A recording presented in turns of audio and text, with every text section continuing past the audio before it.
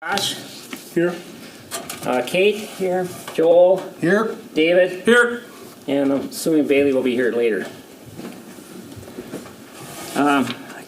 First, we're going to do the approval of plan of the commission, approved plan commission's minutes for May 4th, 2026. Need a motion? I'll make motion. Second. We got a first and a second. Any discussion?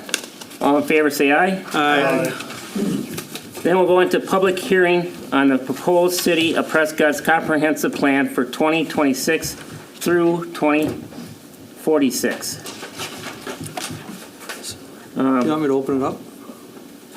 Well, if we want to, we have a presentation that we'll give, so we can give that first, and then if you want to open up the public hearing. Okay, why don't we do that? Okay. We'll So Cedar Corporation, who we've been working with this, we've been working with Josh Miller.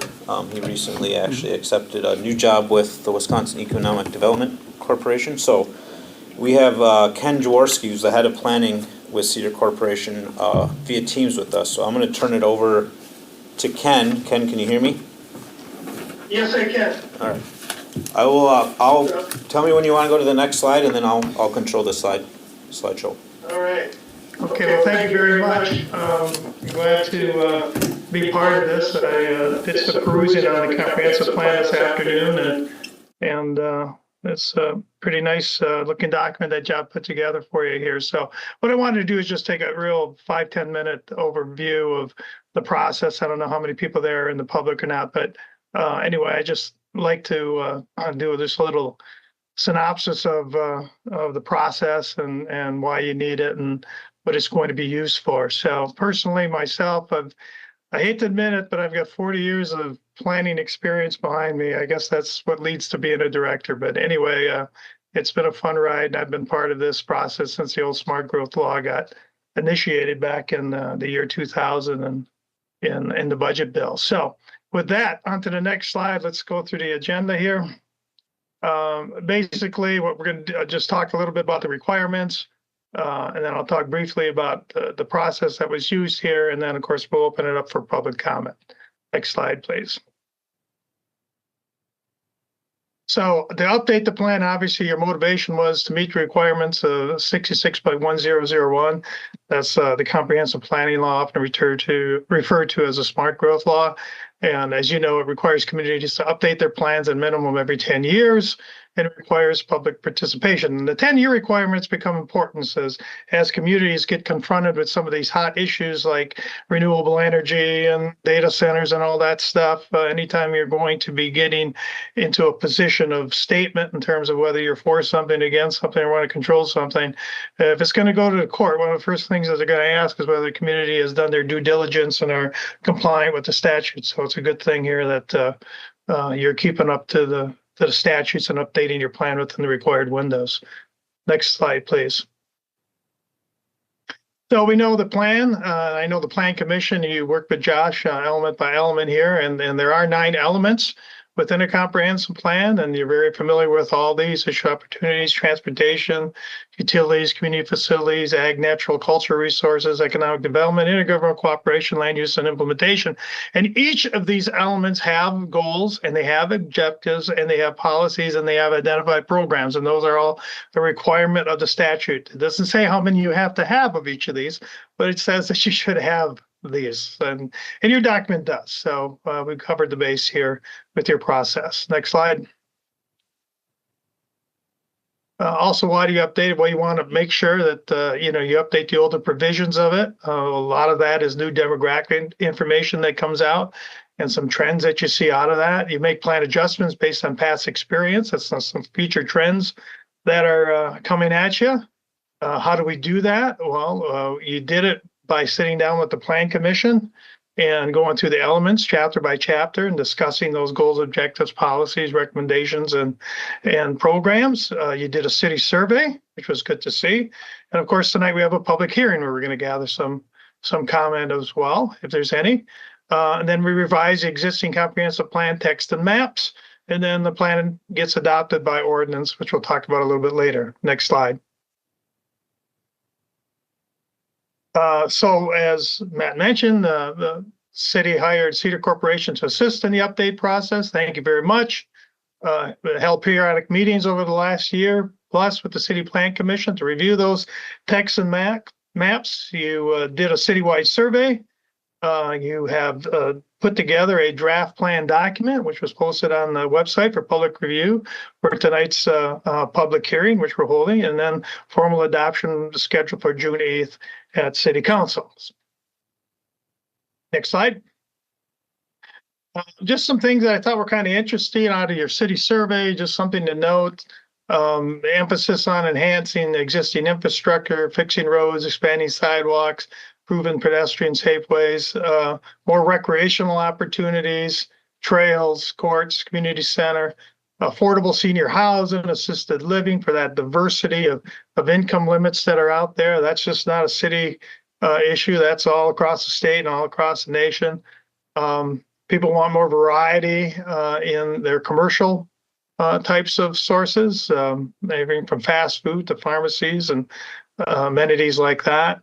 Some people feel city spending lacks transparency and efficiency. Now we're getting into the weeds here a little bit more. But anyway, some of the comments that were made of areas of improvement that this plan should address. Next slide. Your strengths, always like to go with the positives. Residents deeply value the confluence of the St. Croix and Mississippi River, the accessibility, outdoor recreation, the close-knit and the welcoming atmosphere. That defines a town as a general state, the city in this case. Well-maintained parks, character, historic hometown district, strong schools, location, easy access to the Twin Cities, all looked at strengths of the community. Recognized for its affordability, local events, general feeling of safety and pride in the community. These are all nice things to be able to talk about as you're attracting business and people to your community, and your survey supports that. Appreciation for city efforts to maintain and improve infrastructure, as well as a variety of restaurants and local businesses. So kind of an endorsement that you've done a good job in trying to maintain what you have and provide opportunities for the future. So I thought these were kind of some nice highlights to get out of your survey that kind of sets the foundation for the plan that you and Josh put together here. Next slide. The other thing we did was you had a bunch of maps that were done, and so this is just so the public is aware that all of these types of maps are provided in the document. I was surprised to see a tree canopy cover map. Don't usually see that in a plan, but that's certainly good to see. And you got some pretty strong language in there about tree inventories and Tree City USA and those kind of things that you'd like to move towards. So that was good. There's also some maps. Next slide. Get a little bit specific, and like this one, proposed bike and pedestrian facilities, and you folks have been awarded a TAB grant, and you know how important documentation is to those grant programs. So we have a map here that identifies your system and the improvements that you want to make. So not only is a comprehensive plan a big guiding document for the next 20 years, but it can drill down and get pretty specific too. And those specific recommendations can certainly help when you're putting together any type of story for a grant opportunity that may be out there. So a map like this is good to see, and kudos to the Plan Commission for providing some detail here. There's nothing wrong with that as you look for sources now to make these projects happen. Next map, please. Of course, a lot of the comprehensive plan is anchored, by the future land use map, right? Basically, the Wisconsin statute says that, you shouldn't be practicing rezones unless that rezone is supported by a comprehensive plan. And typically that means a future land use map. So this map should be the precursor to all your rezoning decisions, help guide those decisions. It's not what your zoning is right now, but it should be pretty close and certainly give you some guidance for that. By looking at this map, you can see you're predominantly a residential-based community. You've got most of your commercial and industrial on the northern end here of the city, with some potential plans to expand even in and beyond your borders in the future. Not something that you have to do right this minute, but that a plan is a plan, right? And so working with your towns as you have reviewed their plans and had some conversations. And Josh were able to put this document together. One thing that I kind of noticed is, yeah, there is a need for some expansion of industrial and commercial base. Those are the uses that typically pay the bills in communities. They provide that higher tax rate, and your ratios to a lot of communities that I see were a little on the lighter side as it relates to the amount of residential per commercial per industrial. So, but you seem to have addressed that in this map by creating a vision for where that area is going to expand to, and that's good to see. So this kind of becomes the anchor of your plan and something that you should use. And as Matt and the staff know, that this can be amended. You don't have to just do this map every 10 years. I mean, if there's a project that comes in that you think is a community benefit, you can certainly amend this map, this plan, and then move on with your appropriate decision making, whether that be a rezoning or so forth. Just always remember too that conditional uses, this was a change that occurred in the law. Conditional uses don't have to be necessarily consistent with the comprehensive plan map. So if the use is identified as a conditional use, you don't necessarily, in a certain district, you don't have to do a plan map change to meet the consistency requirements of the statute. So, and I think probably Matt's aware of that. That was a change that occurred here probably about 8-10 years ago in the law. So it gives a little bit more flexibility in terms of the need to not have to rezone as much. Next slide. So basically moving forward here tonight, Plan Commission will hold this hearing. They will ask for comments here to further review the draft, record those comments, suggest any possible changes, and then you've got on your agenda possible action on that resolution recommending adoption of the plan to Common Council. The June 8th would be when that would occur. We consider the Prescott comprehensive plan to be adopted by ordinance. You have those documents already. Matt has been set up with those. And then a link the adopted plan to send to adjacent units of government to meet the DOA distribution requirements. That's something that you have to do after you adopt it, is to get it to all your neighbors, get it to the DOT or DOA, excuse me, and make sure you meet those requirements. So we're on course here. So tonight, if everything goes well, you'll be in a position to recommend this plan for adoption. Next slide. I believe that's it. Yeah. So that's a quick run through. I'll stay online here if there's any questions that I can answer. Like I said, I haven't been involved in the depth that you folks have, but I can speak to, how to get the project closed out and meet the requirements and those types of things. So thank you. Motion to open the public hearing Second. on the master plan 2016. Okay, we have a motion and a second. We're in public hearing. Anybody have something to say? You want to vote on did you vote on the public? Oh, that's right, I forgot. Roll call. Dave? Aye. Joel? Aye. Kate? Aye. Bailey? Aye. And Josh? Aye. Now we're in public hearing.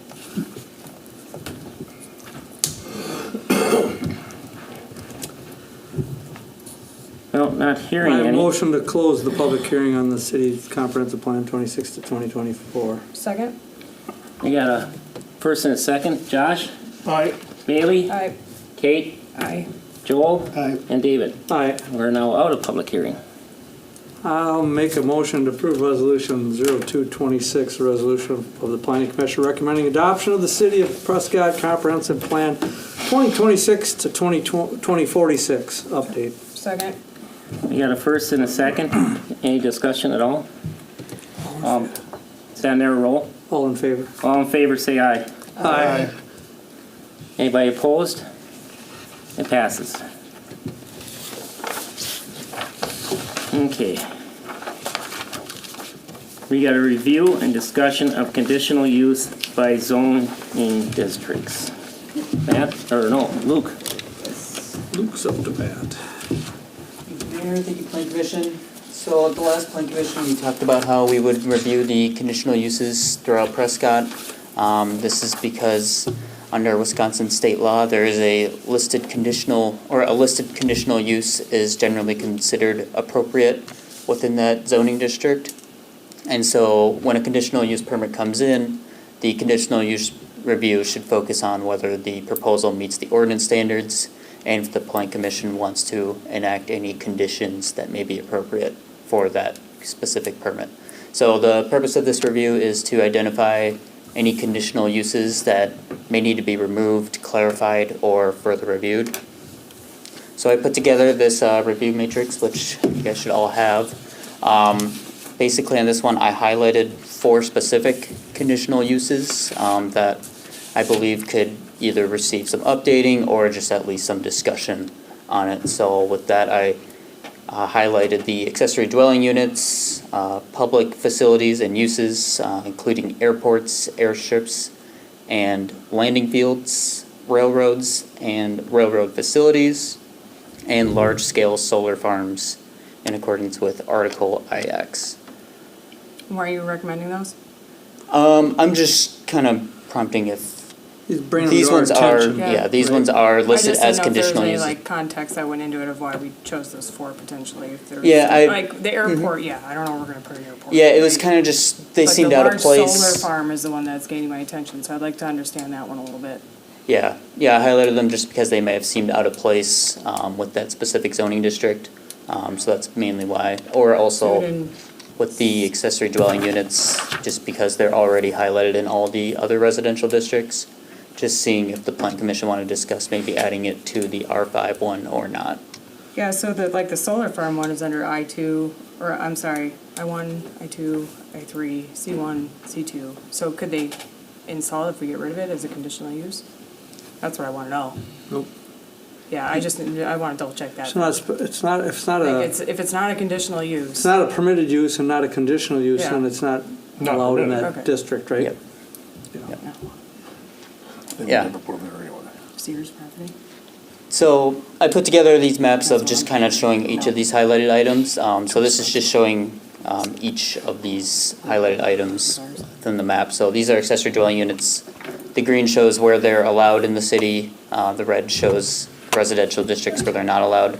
So right now they're allowed in every residential district except for the St. Croix Bluffs and the Great Rivers development.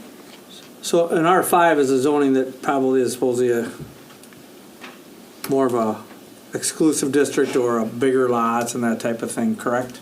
Yeah, that one's labeled single-family residential, like R1, which has single-family homes, is labeled mixed residential. So I do believe that that would imply that mixed residential could allow that, but I could see how single-family residential may not allow that for that. Because of Golan? So R5 is single-family residential and the green is what again? These are all the other zone, or residential zoning R1, 2, districts. 3, and 4. And 5, or, yeah, and 4, not 5, yep. I mean, I have a few that I'm looking at right now that I'm just curious about, especially after like COVID times. I was just wondering, so we have professional home offices and home occupations as a conditional use. So if I have a business registered out of my address, I have to come get a conditional use permit from you guys? Or how does that work? Yep. How many have you Yes. issued in the last 5 years? 2. So How no, many people no, work from home during COVID? no, but here's the difference though, I think. Well, that- just, Go sorry, ahead. just to clarify. Yep. I'm saying if the home occupations, if you were running a business with the Oh. sign that you have customers. Right. Okay. You're just Right. working out of your home like you have an office, you don't Okay. have to get a So home if occupancy. you have a sign in your yard, that's different. Right, so like the Okay, one that I I'm just thinking wanna make of, sure I know, because I'm like that, like during COVID times, I'm like, I Well, don't know how the hell that's gonna work. specifically, we had a chiropractor that came forward and wanted to move their business out of a commercial zone property Yeah. into their home. So they came forward with a conditional use permit. They had to prove that they could, meet the parking, because we don't want people parking Yeah. throughout the streets and Yeah. meet the various conditions that way. It's not meant for people who are actually trying to work within. Okay. And we have that defined somewhere, I'm assuming. Right. Yep. Okay. Yeah. I just want to make sure it's defined somewhere. Just because I was curious about that one. And the large solar farms, I mean, so what is the Sears property? Which one is that under again? Someone died 2, I That's, think. isn't that, It's industrial, I think it died Industrial. 2. So someone could buy it and throw a big solar farm out there. well, with conditional? No, right now he's like, discuss not. removal. Well, And that's where I'm like, It is it's a conditional use, and so basically, if it's listed as a conditional use, it's basically deemed that it does belong in this district. So, And do we even want If the big the- solar farms? yeah, in the if the city plan limits? commission if the plan commission wanted to enact like conditions on the solar farms, they could do that, but it does have to be basically based off of valid conditions and stuff like that. And then, in addition with the large-scale solar farms, this was the main problem I identified was it's allowed in the downtown, pretty much everywhere downtown in the C1 Central Commercial. So, for example, in like that Steamboat Inn lot, which is currently vacant, if someone Yeah. wanted to, it could apply for a conditional use permit. That would be and have kind of solar there. Yep. ridiculous there. I mean, I was thinking more towards the Sears property. I mean, immediately that's what came to mind. Not that somebody's Right. gonna go throwing in there, Not you throw know, but, 150 acres. But you don't know that. I- They pay the right price, they could. or a mini data center. Well, Well, we already said no to a data center. Well, Wasn't it, I don't know how long ago, that's. 6 months? You'll have county stuff coming too. What about the railroad? We got it downtown, but what's the chances of we need a facility down there to load and unload and such, unless somehow they did a passenger train that goes to Twin Cities and back, that would be why you'd maybe keep that.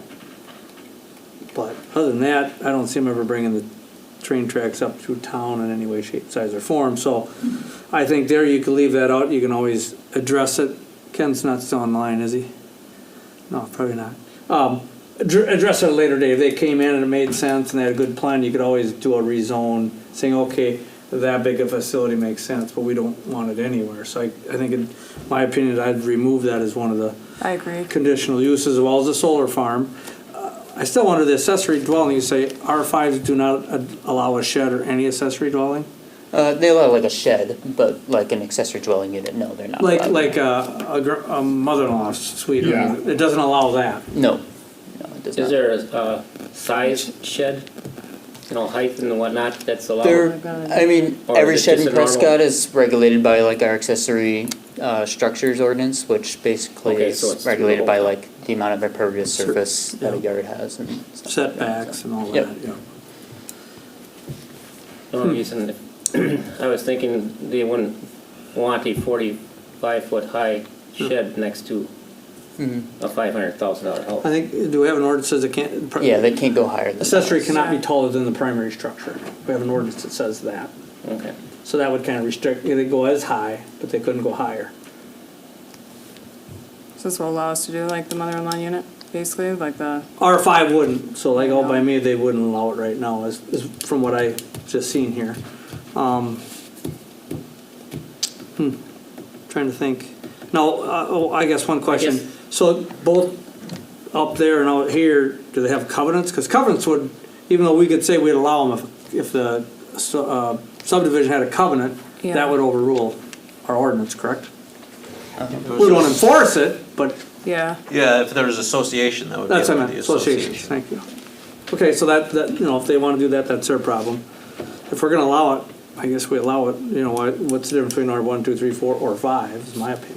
That's kind of my point of it too. So, and then what was the other one? Public facilities uses like airports, airstrips, and landing fields, which again, I don't think Prescott has enough land to do that.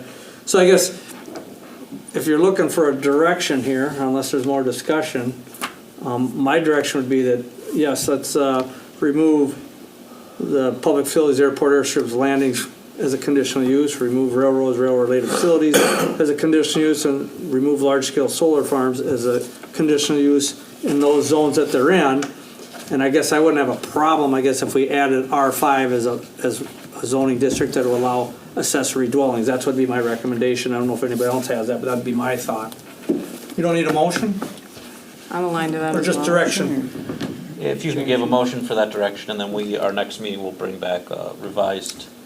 To this. Yep. And then council makes the ultimate decision again. So I'd make a motion to bring it back to the next meeting and remove large-scale solar farms as conditional use in the districts it's in, railroad-related stuff in the districts it's in, public facilities, airports, airstrips, landings, and the conditions they're allowed in, and add maybe the accessory dwelling in R5s.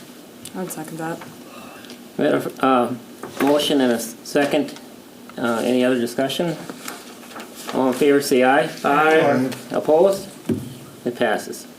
We'll see you next meeting. Ah, I'd like to know what this one is. Yeah, okay. Any other business? Business update on 45 Court Street, assisted living facility. I want to hear about this one, yeah. So, the owner of 445 Court Street has been moving forward with the assisted living. We approved that concept plan. I can't remember what month it is at this point, but Probably about February. basically I just wanted to give an overview for Plan Commission. Since it is an assisted living facility in an R1 district, it is one of those items that requires a conditional use permit. So that would be requiring a public hearing as part of that. So I just wanted to notify Plan Commission of that, and then specifically, it sounds like they're gonna try to move forward with putting that together for Plan Commission in July. However, they have until this end of the week. If they don't make that deadline, then it would be bumped to August. So what's their timing? Have they told you their timing of completion, like when they're trying to shoot to be complete on the project at all, or not really? They haven't given us a hard and firm, like, this is when we want, but spring of 2027 was, I think what they kind of estimated. Houses are starting to sell right next to it, so that's why I'm asking. I think people are trying to sell before it goes in. So that's all next year? Yeah, all of them, like, they are right next to it. Yeah. So like Tim and Dave, they have the place All with the the old, pool, and then there's the ones that live behind him, he's a teacher and stuff, yeah, they're selling. So anyways, good to know, 2027. Thanks for the update. How about Monday, July 6th? If there's nothing on that, we would not have one, or do you want to have one on that 4th of July weekend? Doesn't matter to me, but I don't know how many people take the Monday off. Monday after the 4th of July off. Some might. I might. We're gone. So that whole week? Is there What do you again? think, a week or Wednesday after, I think Wednesday.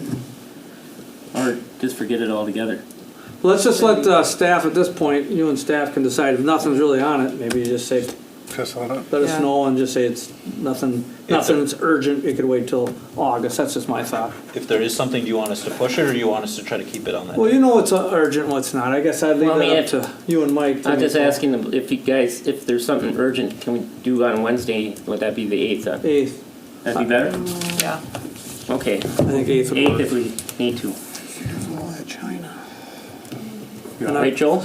I'll be gone. Oh, okay, but you're, We're renting a place that week. okay, we still, we should have. We wouldn't do somebody Tuesday that the 7th neither, would we? night. What? You wouldn't do Tuesday the 7th? Well, I mean, I'm just trying to give. I don't everybody care what some day it time. is, I'll, if it's Monday, Tuesday, Wednesday, I'll come either way. Wednesday, it just happens second Wednesday of the month I have a meeting. Oh. President of the club, so Okay, anybody else? sportsman's club. Tuesday better? Or all right, Kate? Tuesday's fine. I'll be home by then, but I'm probably still gonna be gone Monday. I can make it work. Mike, you make that call, and we'll just have to see what, see if Okay. we can get the quorum. So, I mean- If it's not urgent, maybe we just push it to August. Well, that's what I was saying, if it's not urgent, we'll just I push it think you on. worry about that closer too. Okay, Motion to adjourn. Second, we got a motion. We're not done yet. Oh, are we? Don't we have other business? we did that. That's We it. did this. Yeah, we did court. It's our meeting, what's the next Oh. business? Yeah. Okay, I was like- we got. Do you want it to go longer? We got a Yeah. motion and a second, all in favor, say aye. Aye. Opposed? I took Josh's motion away what it was. I was like, usually you're giant on the spot. I usually do. Yeah. I gotta go figure out what I got. No, when I was mayor.